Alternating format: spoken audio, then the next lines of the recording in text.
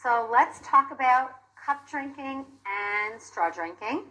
And I will have you try some of these techniques with the cup on your colleagues. And I'm going to ask Whitney while we're talking, because I see the cups didn't get passed out, to just pass out those little Dixie cups.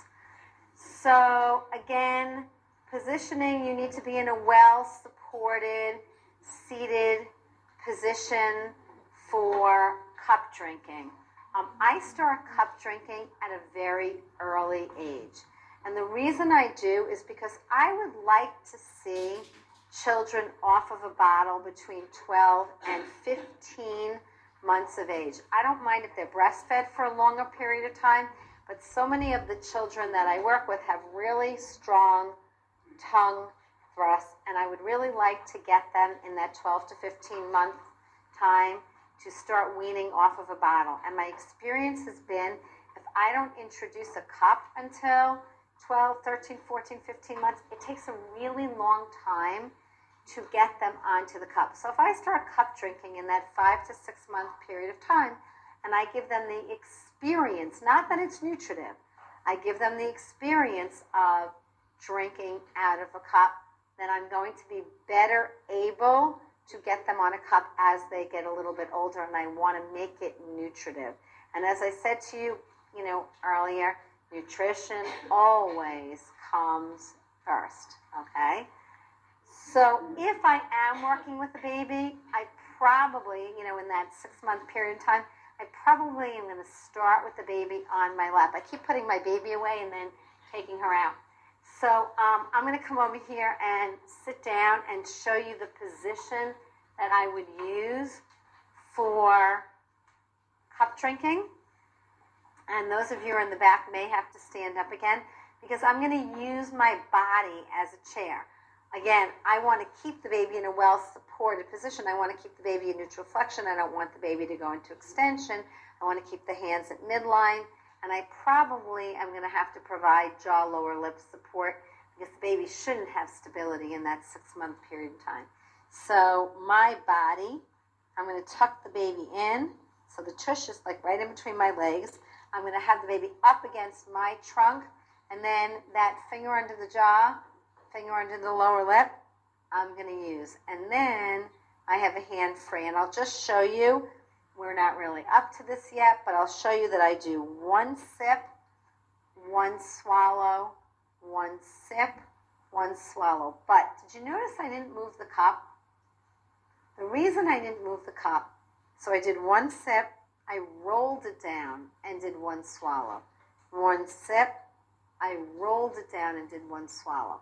The reason I did that, sip, swallow, is if you take the cup out of a baby's mouth, and a baby does not have good jaw stability, a lot of times they start chomping on the cup, and I don't want them chomping on the cup. I want it to be a smooth, integrated movement. So I'm going to do one sip, one swallow, one sip, one swallow, okay? So keep that in mind in terms of positioning, and then any of the chairs that we've talked about already are appropriate once the baby is big enough to stabilize themselves and sit in a chair. When you're talking about drinks, if it's an infant that is only on breast milk, I may look at thickening breast milk. And as I said to you, I have the recipe for a natural thickener. If anybody wants it and you're working with babies, email me. I used to use Simply Thick, and now that we're not using that, I do have something that you can make. So that's one option. If it is a baby that has already had rice cereal in their bottle and the doctor is okay about that, you may thicken formula with rice cereal. If the baby's a little bit older and they're already on spoon foods, I might take a little bit of whatever puree they're eating, thin it out with spring water, and use that in the cup. Okay?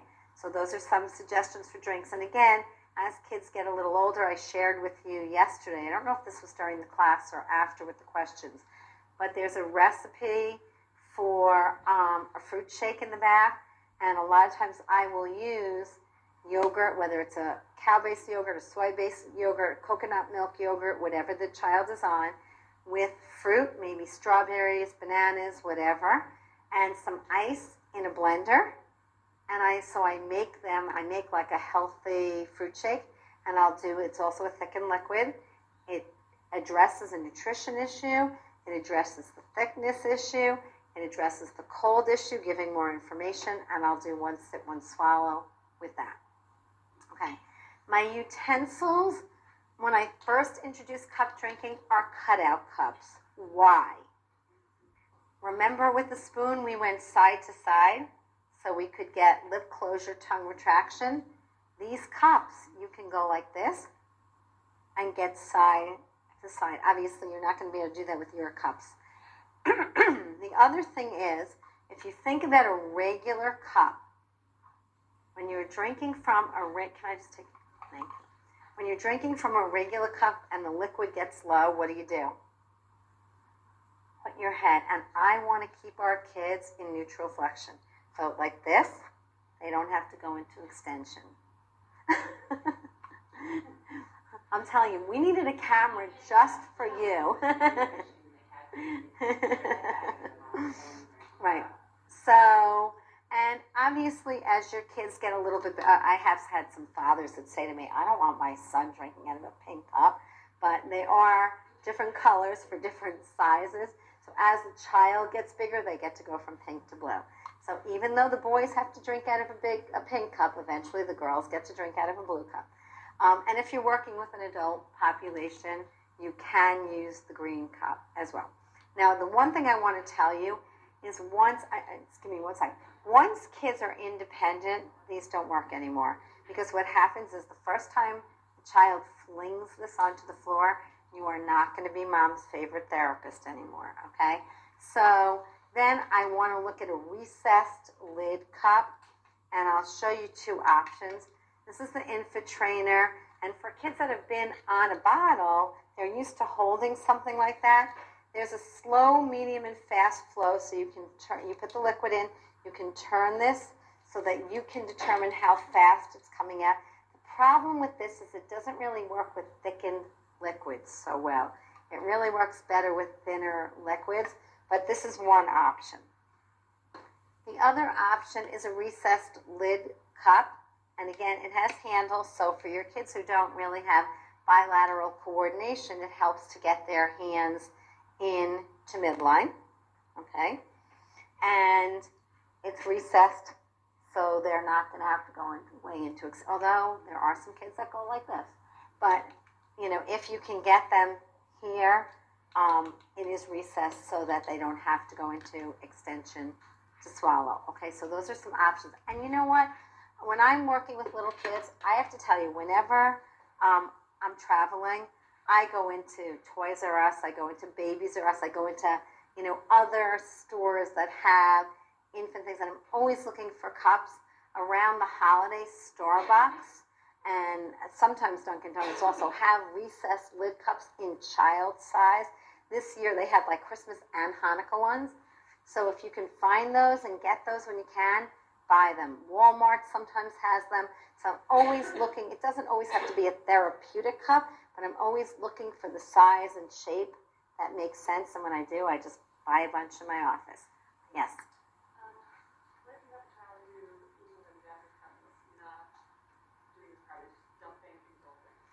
Then you need to go back to your pre-feeding exercises because they may not be using their cheeks, they may not be getting a good seal on the cup, and they may not have tongue retractions. So again, so many times we're in such a rush to get food and drinks into the mouth, and sometimes as a parent, I have to give them something to drink, so I'm letting them do that. But in therapy, you should be working on the motor skills.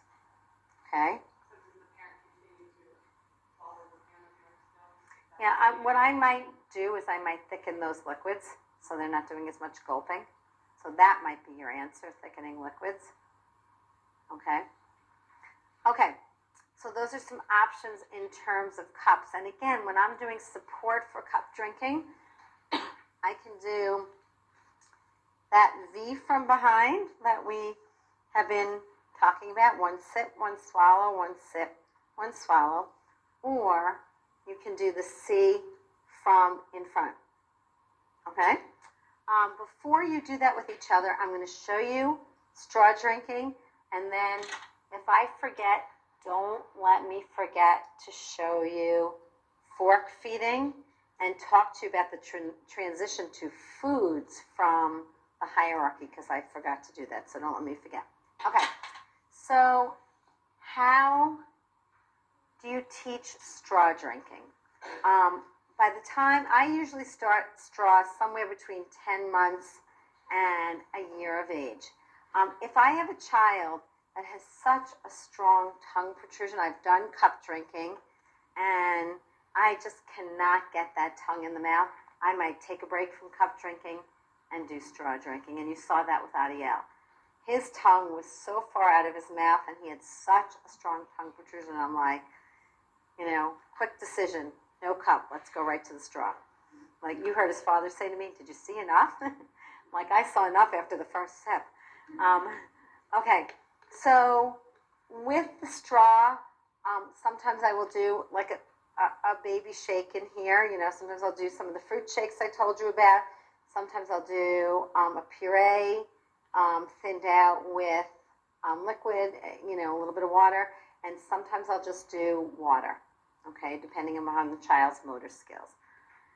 The reason I use this utensil, the Honey Bear, and again, if I'm working with an adult population, I'm not going to use a Honey Bear. You can use the same exact concept, but you can get like those squeeze bottles, like a new shampoo, not an old one, but a new color bottle. Or you can get like a ketchup mustard bottle from Walmart, and this is oxygen tubing, okay? The reason I use this is because I can control the flow of liquid. Having said that, tell parents to stand over the sink and go like that, because you don't want them to go like that, all right? Because that will be the last time the child lets you near them with the Honey Bear. So before they squeeze it near their child, make sure they practice squeezing it, okay?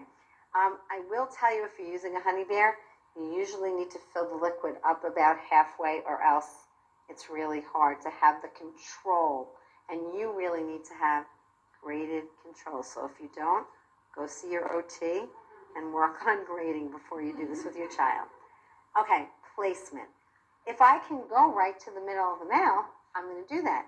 But a lot of the children that I work with have really strong tongue protrusion, and I want to work on lip closure, tongue retraction. So you saw this with Adiel. I presented the Honey Bear straw in the corner of his lips. I gave him one sip, and I closed his lips so he swallowed. I went to the other side. I gave him one sip, closed his lips so that he swallowed. Once I got lip closure, tongue retraction, lip closure, tongue retraction, then I did side, center, side, center. So it would look like this. A squeeze, midline, a squeeze, midline, a squeeze, midline, a squeeze, midline, okay? So I'm motor planning for lip closure, tongue retraction, lip rounding, suck. Now, some kids, as soon as they feel this in their mouth, they will suck it back, and they learn in 2 seconds how to do that. Some kids never learn. But I have children on my caseload who have a diagnosis of quadriplegic CP, who are independent straw drinkers using the Honey Bear and then eventually an adaptive system. And it really, these are kids who are never going to be able to feed themselves by mouth because they can't use their hands and their bodies to do that. But the straw is right here, and they have the ability to tilt their head or move their head and drink from a straw. So it's a great way to get independence. Okay, so this is how I teach. Once I get kids on a straw, in many cases, I go to Sarah Johnson's straw hierarchy. And basically, she has task analyzed straw drinking to work on lip rounding, tongue retraction, okay? And this is straw number 1 on the hierarchy. I don't teach the hierarchy. She and Renee teach it in their class. But just to give you an idea, initially, kids are allowed to suckle on the straw. So they come into therapy, they're suckling on the straw, they go home, they come back, and you watch them, and you see how much of the straw is in their mouth, and you cut down the straw. You soak it on water, and you cut it down. You do this over a period of time. You cut it down till about it's a quarter of an inch above the character. The character works as a lip lock, and eventually you get them to the point where they're sucking like that, and their tongues are not underneath the straw. When it doesn't work, it's because people move too fast. Sometimes I have people who come in and say to me, my child can do every straw in the hierarchy. And you look at what they're doing, and they're like, yes, they can get liquid out of every straw in the hierarchy, but they are not doing it correctly, okay? So it's really important that you do it correctly. And the straws go up to kind of crazy straws that are more difficult to pull liquid out of. It's a great program for those of you who are speech pathologists, but it's also a great program for those of you who are OTs, both in terms of the sensory system and the motor system, okay? And I think there are some of Sarah's books on the table if you want to take a look at the whole hierarchy. So it also gives parents a lot more options. Then they can use thermoses that have flip tops. They can use something like these plates, Tupperware cups. If you fling these across the room, liquid will not come out of them, and they're great for straws. So I use these a lot. There are also something called something in Go. They sell them at like drugstores and everything. Take and toss. Thank you. Group effort. Take and toss. They do make sippy cups, which I'm not crazy about, and I did tell you yesterday, I don't usually use sippy cups because they facilitate a suckle, but they also make cups that have a hard straw in them, and, they're straw cups, and I use those with so many of my kids, especially with families that really don't have the resources to be buying a lot of adaptive things. Those are great, and they're inexpensive, okay? If you're working with a population that you can get the motor plan, but they don't have the strength, my straw's in really bad shape. But this is a sip tip cup. You can prime this. The liquid stays. They have more sophisticated looking ones. This is one of the older ones, but it holds the liquid in the straw. A lot of your adults with neuromotor issues, this is beneficial. Your older kids with neuromotor issues, the liquid stays primed in the straw, and you can suck it out, but you don't have to work so hard to pull it through every time. Okay? That's another option in terms of straw drinking. In terms of support, sometimes I'm here, but usually I'm here. So if I'm doing this technique, I might start here. But when I get to the middle, the technique that we used this morning, that's what you want to use. Okay? All right. Before we have you try and give each other some liquid, I just want to talk to you really quickly about fork feeding. Once I have gotten through chewing hierarchy level number 1, I have a munch chew, I will start doing cubed solids with children, even my children that have teeth. And if you look at the list in the back of your cookbook, I make some suggestions. So I might do a Cheerio-sized piece of a fruit that breaks down really easily like a banana. Or I might do a piece of cooked sweet potato cut into a cube, or potato cut into a cube, right? Now, if I do American-style fork feeding, the fork goes in here, the food lands up on my tongue. I used to say upside down, but I've lectured so much in Europe now, they look at me like this when I say upside down. So you're going to do European style. The cube of food goes on the side, and the food goes in here, or here, versus here. Now the food, remember what I said to you, where you put the food will determine what you do with it. And I think you had enough examples of that when you put the food in your own mouth. So you want narrow forks. These are cocktail forks, okay? Just go to like Bed Bath & Beyond and you can find cocktail forks. If they're sharp, take a nail file them down so that they're not sharp, and put them in the dishwasher, okay? These happen not to be so bad, but you want to do it European style, so it's perpendicular to the lateral molar ridge, so the food lands up on your first molar. Okay, so I just wanted to make sure that you understood that we were not only doing therapeutic, but we're transitioning this to nutritive feeding.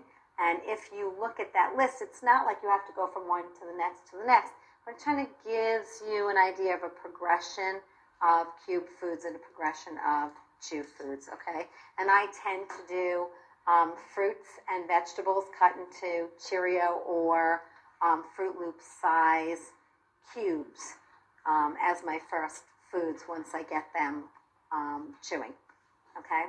Sorry, I forgot to mention that before. Okay, so before we break for questions, I would like you to find your partner, and I would like you just to try, and the reason I want you to try this is because you don't think it's so hard to grade liquid into someone else's mouth, and it really is. I just want you to put some water in a cup and try grading the liquid into their mouth. You can try the C also, but because these are on cutout cups, you can't see. What? I have. Yeah. So everyone take 5 minutes and just try and give your client a sip. And if you need help, yell. What? Hip to hip or the C?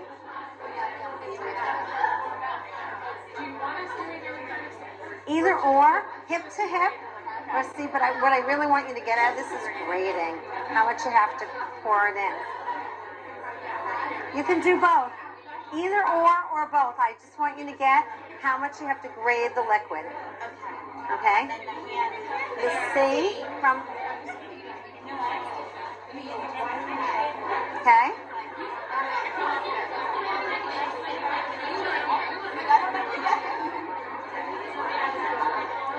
Your fingers are here, not here. No, when you were showing before, you were like that. It's here. Okay.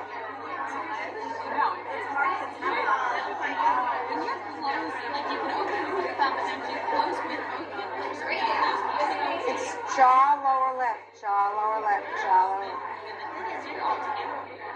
So as you go in like this, right, but you're not like pushing, you're supporting. You don't want to push her into extension. You need help? You good? If you need help, flag, move over a little bit. Good. Move over a little bit. You're too far behind her, hip to hip. Thanks, Whitney. Okay, wait.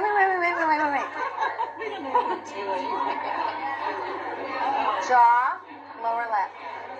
Perfect. What? That's your C, yep. Go ahead.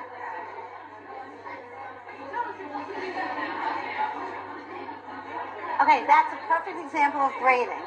Oh, perfect. Look at you guys. Good. That's really nice. Perfect. Oh, you got it. Okay?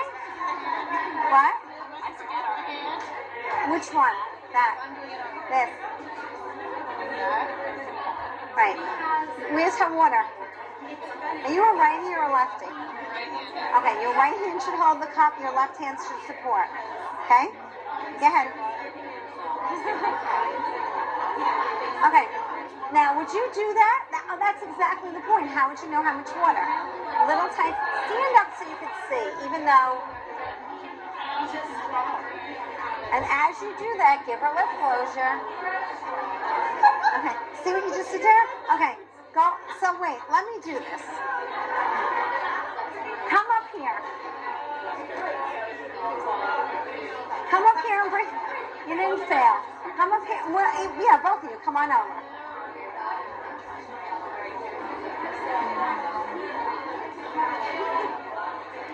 Is that yours? Okay. So you sit down first. Get your water. Okay. So if I'm here, like this, I'm going to give you a little sip. And I'm going to close your mouth. Okay. One sip, one swallow. One sip, one swallow. Okay. If I'm in front of you, okay, hopefully I'm going to be here, right? But because I'm standing up, I'm going to stand to the side of you so I can see. So I'm making a C, and I'm going to give you one sip, and I'm going to help you close. One swallow. One sip, one swallow. One sip, one swallow. Okay. Now, if it's a cutout cup, right, that I can see. I can't really see this. Okay. Right. Let me get another glove and I'll show you. Okay. So, I'm going to do this one more and then I'm going to talk again. So if everybody wants to look up here, there, come over here. Come back over. If everyone wants to look up here, let me just demonstrate one more time because they were having a little trouble with the hand position. So if I am behind her, and again, I'm going to make sure my client's feet are in front. She's in a well-supported position. I have a finger here and a finger here. I have her neutral flexion. I'm going to give her one sip, one swallow, one sip, one swallow, okay? So I want to roll it down. If I'm in front of her, hopefully I'm not going to be here. I'm going to be here, but because I don't have an appropriate chair, and because all you're going to see is my rear end, I'm going to stand to the side like that, and I'm going to give her one sip, one swallow, one sip, one swallow, and I'm grating the liquid into her mouth. So many of you I saw, you're pouring so much liquid into your, thank you, pouring so much liquid into your client's mouth that it was just rolling out. Now, two things. It's very hard to do with these cups because they're very narrow. So you are at a disadvantage because, again, with this cup, you almost have to put your head back in order to drink out of this cup. So it wasn't a great cup to do it. If you were doing it with the cutout cup, it would be a lot easier to keep your client in neutral flexion and give them one sip, one swallow, which is why I'm suggesting you use the cutout cup. But it is really important to grade the liquid. You don't want to put so much liquid into your client's mouth that they're gagging and choking. Okay? All right.